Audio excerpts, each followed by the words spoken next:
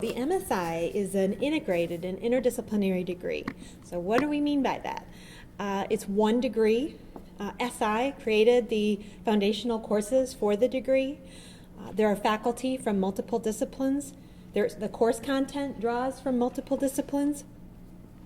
You can take courses from across the curriculum and even across the university. The MSI has 48 credits, and again, this includes foundation courses. It also includes a distribution requirement for a methods course and a management course. It includes the practical engagement requirement, and it includes several specializations that you can choose from, and it has room for you to take electives beyond that. It also has the option for you to tailor your own curriculum. So why is it even important to have an integrated interdisciplinary degree in information? The complex information problems that are facing our society really, we believe, require multiple perspectives for optimal solutions. Interdisciplinary education stretches all students to learn new perspectives, and these approaches encourage deep learning. And employers really value that depth. They value what the MSI graduates bring: the ability to deal with ambiguity, the ability to apply innovative and creative solutions, and the ability to work and lead effectively in diverse work teams and across multiple fields. So what are some of the things you can study in the MSI? Things like social media, green computing, social wellness, collaboration technology, big data, information literacy. But you might have noticed these actually aren't the formal specializations that the MSI offers. But here they are. So why are these our specializations? Why do we have specializations? Some of these areas represent long-standing fields with professional associations, and they've been around for some time, although they're changing a lot these days. Fields like archives and records management, library and information science, school library media, and human-computer interaction. Some of these represent emerging fields, such as social computing or information economics for management. But they all represent areas of strength in our curriculum, and they align with career areas and marketable skill sets. And they actually encompass all of the things and more that were on the previous slide. So the specializations within the MSI are one way to foster a coherent program of study, and they can help you navigate your academic and career path. But we would encourage our students to not completely define their studies by a specialization. It is a part of the degree program. Information is a dynamic and fast-developing field, and so our specializations will also continue to evolve. So to briefly introduce you to those areas of specialization, I'm going to refer to some issues and stories in the news that help demonstrate the real-world problems that they address and also highlight some of the questions that they explore. So let's just take a moment to think about archives and records management.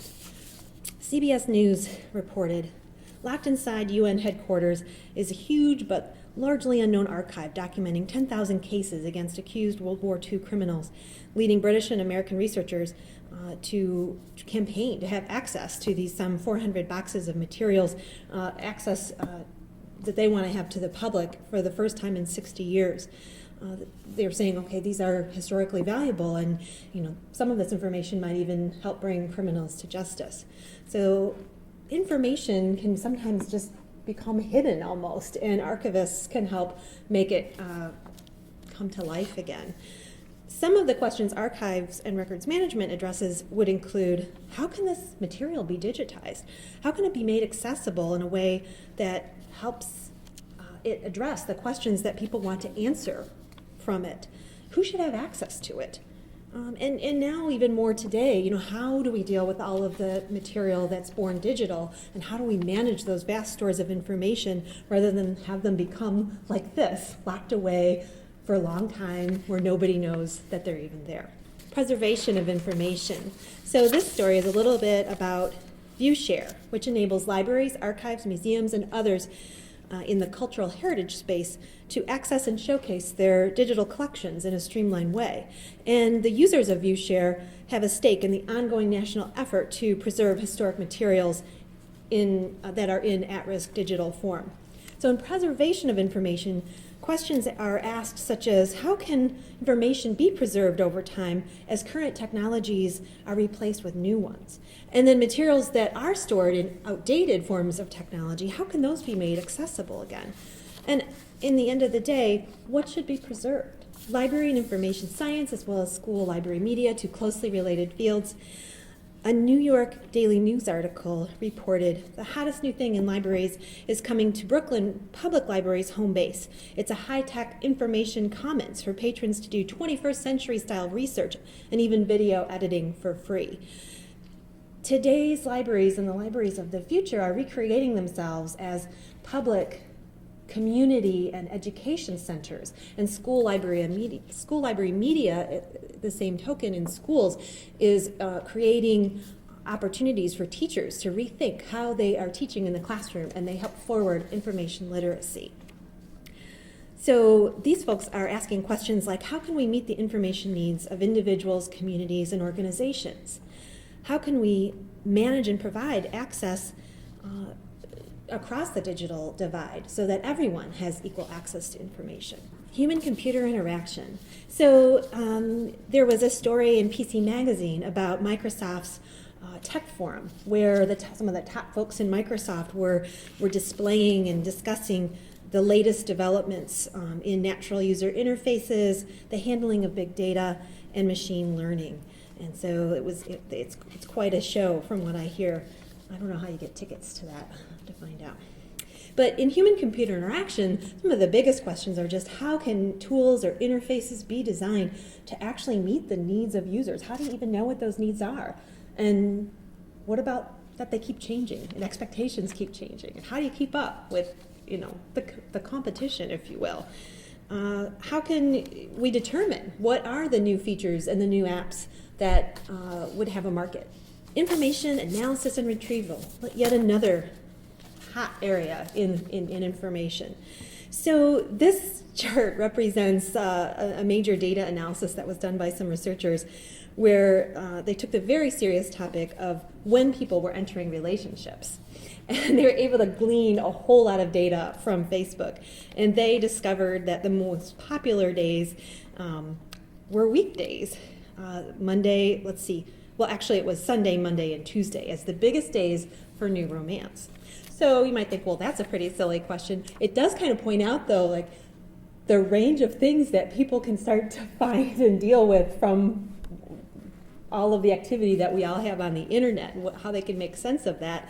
And then you might wonder, well, maybe one of those online flower companies would know then when they should put their sale in terms of when they should promote their product and to whom. It's getting to that point where the level of analysis is getting pretty fine-grained. So in the information analysis and retrieval, questions are asked like, how can big data be made usable for individuals, for groups, and for organizations? And again, some of their questions are a little more serious than relationship status. That's not serious. Social computing. Social computing is, of course, a very hot area. And this story in the news represented really a really burgeoning area, of course, app development. And then this particular app is called HealthPer, which is available in Apple iTunes and is designed for iPad, iPhone, and iTouch. And it really helps a person maintain a healthy lifestyle while sharing achievements online with friends. And some of our own folks at UMSI are doing research and developing this very sort of tool. So in social computing, they're going to ask things like, how do social networks build communities? And how does social media impact individuals and organizations and society? What is that next big app that'll fill an unmet need or that no one's thought of yet? Information economics for management. This story was talking about, getting social, but missing the tools. So informationmanagement.com did a story about how more businesses are using hashtags and wall posts. They're lacking in enterprise tools and internal policies to really harness all of the social media data that's now available to them. And there's all this data, and how do organizations actually leverage it and bring it into use to make wise decisions? So in information economics for management, questions are asked like, how can organizations develop a comprehensive information management strategy? How can systems be designed to incentivize certain kinds of behavior? And, how can the return on investment for information systems and services be evaluated? How can you make a case to your organization that it's worth it? We should do this. We should invest in this, and this is how it's going to help us. So with Master of Science in Information, you also have some more options. You can complete 1 or 2 specializations, although I'll say that doesn't, don't see that as a way to double your career options. It can, but because we have so much flexibility, you can do 1 specialization and then selectively take courses, but without formally completing a 2nd specialization, and still really broaden your career options and horizons. Or if you do want to sort of have 2 specializations that you formally complete, that is available and that is an option. We offer a number of dual degrees with other programs across campus, including law, business, social work, public policy, nursing, medicine.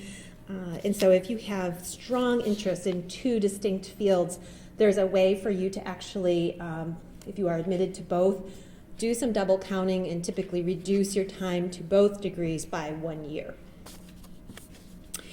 And, the field of information, as I said, is really evolving, and so, and it's new. As you can see, I've introduced you to a lot of different ideas, but it takes a while to get a full appreciation of all that this degree has to offer. The tailored MSI is your chance. It's sort of like if you were in your undergraduate degree program, if there was an independent major or a self-designed major, that's what this is. And you work with advisors and sort of look at courses across the curriculum to build certain themes or thrusts that make sense and that are coherent. And if that works best for you, then you can propose a tailored program. So what is health informatics? Simply put, it's the pursuit of and application of innovative solutions to improve health and healthcare. Health informatic professionals empower patients with information and tools that really add value, that help them maybe manage their illness or help them learn about their illness, help them maybe help others who have the same illness.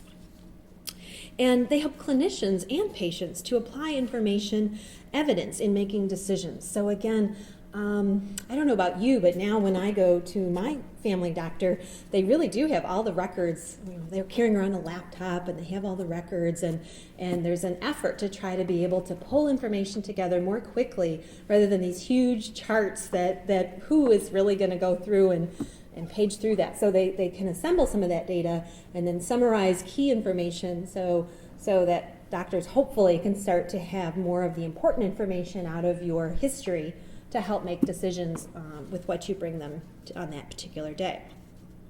And health informatics professionals also help detect and monitor disease outbreaks. So they too might use big data and be, again, looking to see what are the signals and patterns and how can we bring disparate sources of information together to create some ahas on a potential problem in terms of disease outbreaks. So this is a 52-credit, 2-year campus-based program, and it is really breaking new territory at the University of Michigan because it is jointly owned, developed by both the School of Information and the School of Public Health.